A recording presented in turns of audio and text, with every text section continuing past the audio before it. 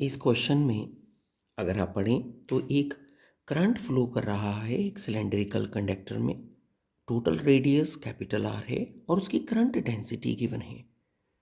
आपको इस वायर में चलता हुआ टोटल करंट फाइंड आउट करना है। बच्चों जरा यहाँ से एक बात को गौर करें। जब आप इस क्वेश्चन में करंट डेंसिटी को देख रहे हैं तो ये करंट डेंसिटी सबसे पहले गौर करें वेरिएबल है। आप देख सकते हैं इसकी इक्वेशन में जो वैल्यू गिवन है वो स्मॉल आर पर डिपेंडेंट है, जो कि सेंटर से लिया हुआ डिस्टेंस है। हम इस कंसेप्ट में जहाँ पर आपकी करंट डेंसिटी वेरिएबल गिवन है, हम इसकी डेफिनेशन का यूज़ करेंगे। करंट डेंसिटी, जिसे आप जानते हैं करंट पर यूनिट एरिया है, और अगर वो वेरिएबल डेंसिटी है तो total current upon total area से शुरू ना करें। जब आपको पता है कि ये एक वेरिएबल डेंसिटी है तो आप इस वेरिएबल डेंसिटी को पहले स्मॉल पार्ट के लिए कैलकुलेट करेंगे। आप देख सकते हैं हमारे पास करंट डेंसिटी की वैल्यू को अगर मैं यहाँ से डी से मल्टीप्लाई करूँ तो मैंने आपको मेन फिगर में सबसे पहले एक स्मॉल क्रॉस सेक्शनल एरिया दिखा रखा है। इस क्रॉस सेक्शनल एरिया की वैल्यू आप बहुत इजीली लिख सकते हैं और इसके क्रॉस सेक्शन में आपकी जो लेंथ आ जाएगी और उस लेंथ को आप 2πr लिख सकते हैं और आपने उसकी स्मॉल विड्थ को भी कंसिडर किया है। इसीलिए इस क्वेश्चन में बस इतना ध्यान दें, अगर ये करंट डेंसिटी कांस्टेंट होती तो हम सिंपली इसे करंट पर यूनिट एरिया लगाकर स्मॉल वैल्यू ढूंढे बिना ही फाइंड आउट कर सकते थे टोटल करंट। लेकिन आपके इस क्वेश्चन में जो प्रॉब्लम है उसे समझें, ये एक वेरिएबल करंट डेंसिटी है। Now back to the question. अगर अब हम इस क्वेश्चन में वैल्यू को देखें तो हमारे पास, आओ इस कंसेप्ट को आप यूज़ करके देख लें।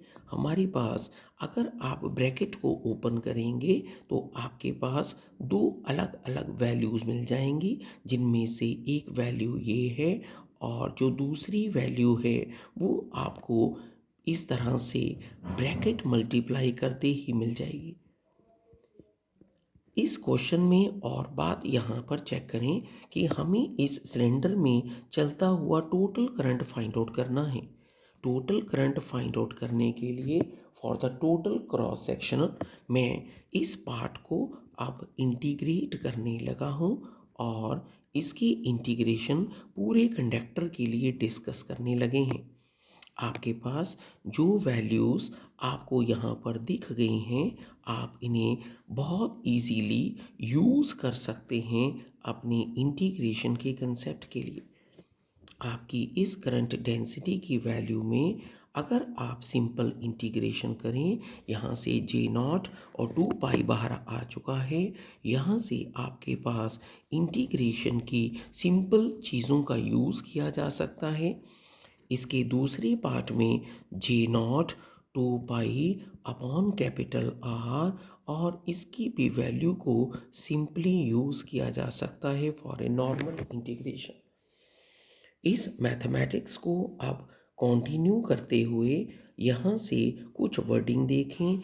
आपके पास जो पहली वर्डिंग आ गई है उसमें आपके पास इंटीग्रेशन करके ये वर्ड, और जो दूसरी वर्डिंग हमारे पास आ गई है उसमें जो दूसरा वर्ड आपके सामने आ गया है वो है r³/3।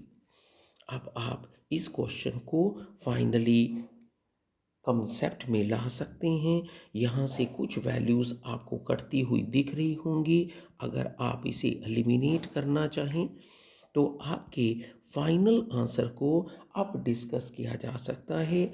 यहाँ पर मैं जे नॉट और πr² को कॉमन करने लगा हूँ। आपके पास जो पहली वर्डिंग हमारे पास πr² के बाद यहाँ पर बची है वो 1 है। आपके पास इस क्वेश्चन में अगर आप देखें तो πr² यहाँ भी है और जो यहाँ से अब आपके पास वैल्यू आ रही है जो 2/3 आपके पास बच जाएगी। आप इस कहानी को अब यहाँ पर कंप्लीट कर सकते हैं। और आपके पास यहाँ से जो वर्डिंग है वो हमारे पास एलसीएम में भी आप बात कर सकते हैं। और आपके पास इस कहानी में यहाँ पर मेरे पास 3, यहाँ से मेरे पास 5, यहाँ पर वैल्यू आ सकती है जो कि हमारे पास अब बनेंगी 5/3 J0 pi r square. Thank you.